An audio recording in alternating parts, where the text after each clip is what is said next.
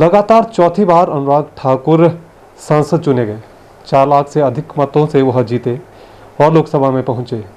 उन्हें केंद्रीय वित्त राज्य मंत्री का जिम्मा मिला। इसके बाद सिलसिला शुरू हुआ उस अथक प्रयासों का, उस मेहनत का, जिसका नतीजा है कि अनुराग ठाकुर कैबिनेट मिनिस्टर के रूप में मोदी सरकार में हैं। अभी हमारे साथ उनके पिता, पूर्व मुख्यमंत्री, भाजपा के वरिष्ठतम नेता प्रेम कुमार धूमल मौजूद हैं। उनसे बातचीत करेंगे, जानेंगे इस उपलब्धि को किस तरह से देखते हैं। सर, स्वागत है ईटीवी में। धन्यवाद। सर, किस तरह से आप अनुराग ठाकुर कैबिनेट मिनिस्टर बने हैं, कैसे देखते हैं? निश्चित तौर पे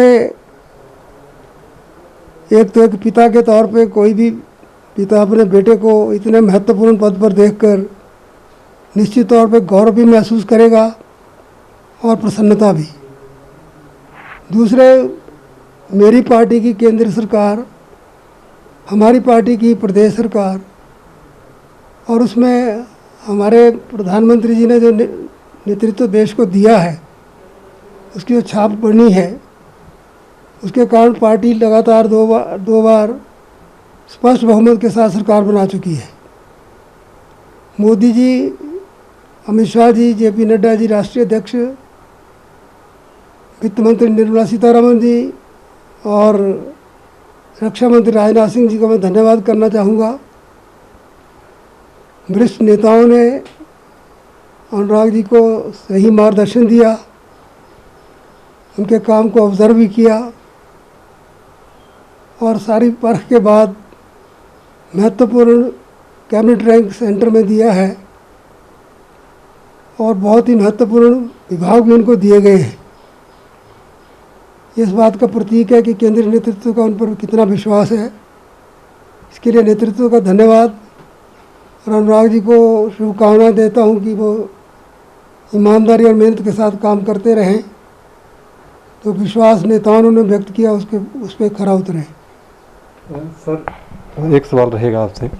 राजनीति के इस दौर में जहां प्रधानमंत्री नरेंद्र मोदी ने की कैबिनेट में बड़े बड़े नेताओं को बाहर का रास्ता दिखाया गया है और इस कैबिनेट में retired IAS officer, doctors, engineer वह लोग हैं जो क्षमताओं के आधार पर चुने गए हैं, तो ऐसे में आप अनुराग ठाकुर के प्रमोशन को किस तरह से देखते हैं, किस तरह से आंकते हैं एक राजनेता के तौर पर?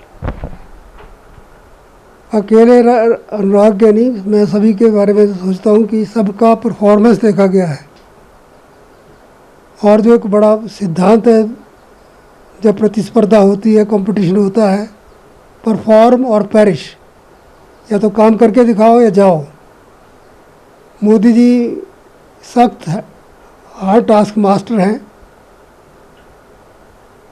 काम लेने में किसी के साथ रियायत नहीं होती, परफॉर्मेंस को करना पड़ता है और प्रधानमंत्री को अधिकार होता है जिसका काम उन्हें ठीक लगे उसको आगे बढ़ाएं, जिससे उन्हें कुछ असहमति हो या उनको उनकी योग्यता का कहीं और जगह प्रयोग करना हो।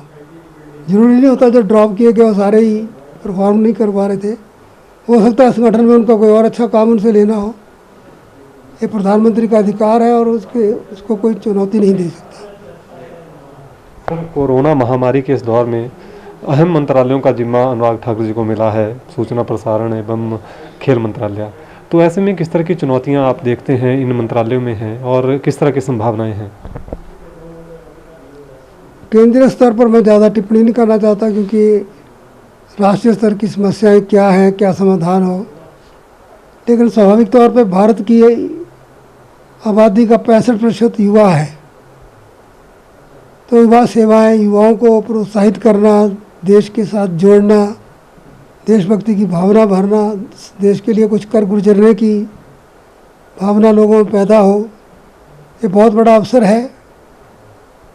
चुनौती नहीं मानता हूँ, एक अवसर है जिसको उपयोग करके राष्ट्रहित को आगे बढ़ाने की आवश्यकता है।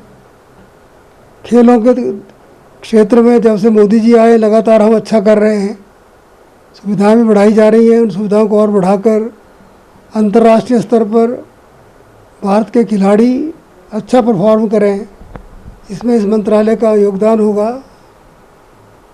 और सरकार की उपलब्धियों की जो शानदार काम मोदी सरकार ने 7 वर्षों में किए हैं, वो उपलब्धियाँ, वो काम, उनकी चर्चा साधारण नागरिक तक हो, सामान्य लोगों तक पहुँचे, गांव-गांव पहुँचे, हर किसी तक पहुँचे। कई बार हम बड़ा अच्छा परफॉर्म कर देते हैं, लेकिन वो बात जिसको लाभ पहुँचा उसको उस तक पहुँचती नहीं है। अपने अपने गांव में अगर हम देखें तो लगभग हर व्यक्ति को लाभ मिला है। जैसे हिमाचल प्रदेश सैनिक बहुल क्षेत्र है, तो सेना के लोगों को जो सुविधाएं दी जा रही हैं, जो वन पेंशन 40 साल से लटका हुआ था, जिसको मैंने पहली बार पार्लियामेंट में उठाया था, वो मोदी जी ने दिया। तो इस बात को भूतपूर्व सैनिकों को कराना कि किसने दिया, बैंक में बैठे बैठाए खाते में पैसे आगे किया किसने, मोदी जी ने किया। किसान का कभी कल्पना मैंने की नहीं थी कि उसको 6,000 रुपया चुपचाप उसके खाते में आ जाया करेगा। महिलाओं के लिए, और इस बार कोरोना काल में जैसे आपने कहा 80 करोड़ लोगों को पिछले साल के अप्रैल महीने से मुफ्त राशन दिया जा रहा है दिवाली तक इस साल की। तो इतना बड़ा योगदान इतिहास में कभी हुआ नहीं। इसका प्रचार लोगों तक पहुँचे, हर व्यक्ति को सुविधा जिसकी जो जो आवश्यकता थी वो दिया है। 5 लाख का इंश्योरेंस हेल्थ का करके देना, स्वास्थ्य सुविधा देना 55 करोड़ लोगों को, ये बहुत बड़ी देन है मोदी सरकार की। और ऐसी अनेकों विभिन्न वर्गों के लिए, जैसे ओबीसी की बात है तो ओबीसी के 27 मंत्री केंद्रीय मंत्रिमंडल में हों, एक रिकॉर्ड है। शेड्यूल कास्ट के 12 मंत्री हों, हर वर्ग, कोई वर्ग आज ऐसा नहीं जो कहे। पहली बार 11 महिलाएं मंत्री बनी हैं, जबकि नेहरू जी की कैबिनेट में 3 थी, राजीव जी तक 3 से ज़्यादा नहीं हुई, लेकिन अब 11 हैं। ये सब इन बातों का द्योतक है कि प्रधानमंत्री को हर वर्ग की चिंता है, हर वर्ग को उसका मान सम्मान और अधिकार देना चाहते हैं। सर, प्रधानमंत्री नरेंद्र मोदी हिमाचल को दूसरा घर कहते हैं। छोटा सा हमारा राज्य है और वर्तमान में देखें तो केंद्रीय राजनीति में इस छोटे से राज्य से जगत प्रकाश नड्डा भाजपा के राष्ट्रीय अध्यक्ष हैं और कैबिनेट में अब अहम मंत्रालयों को देख रहे हैं अनुराग ठाकुर। क्या कहेंगे आप इसके ऊपर? मैं हिमाचल की जनता की ओर से प्रधानमंत्री जी का आभार व्यक्त करना चाहूँगा। कभी कल्पना नहीं होती थी कि राष्ट्रीय अध्यक्ष हमारे यहाँ से होंगे और उसी दौरान कैबिनेट मंत्री भी यहाँ से होंगे। हम आभारी हैं उनके, जो हिमाचल के नौजवान नेताओं के योग्यता को उन्होंने समझा है और उनको देश की सेवा करने का मौका दिया है। और मुझे विश्वास है नड्डा जी भी और अनुराग जी दोनों मिलकर प्रदेश की और देश की शानदार सेवा करेंगे और आने वाले समय में और भी हिमाचलियों को अच्छा अवसर मिलेगा।